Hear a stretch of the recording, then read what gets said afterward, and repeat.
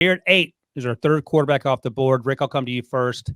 As I mentioned, we'll try to watch JJ McCarthy in preparation for next week's Pop or Drop because we're getting a lot of requests on him. Watched him over the summer. You liked his athleticism. I was not super high after watching him over the summer.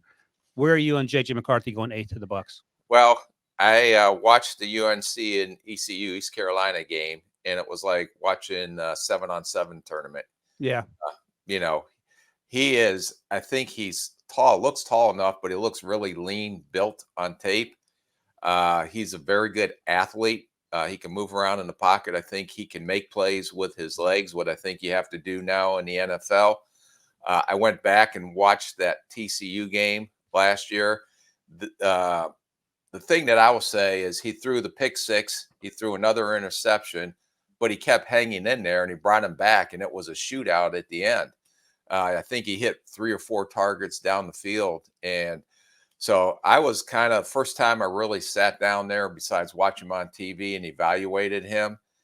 I'm starting to turn into a big JJ McCarthy fan off what I've seen so far. And I think, it's hard to say against UNLV and against East Carolina, but there is definitely a confidence level in what he's doing out there.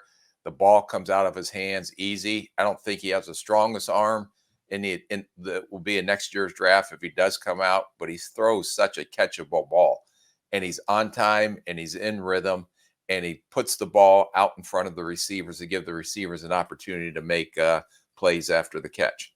That's great news, Josh, because you and I were chatting the other day, and you were high on McCarthy, so clearly you like him as well. Yeah, and part of that's based on what he has shown this year.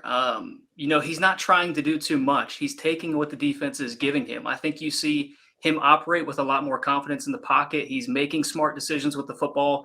Yeah, competition level has not been very high to this point, which is kind of the biggest hesitation that I have about his game to this point.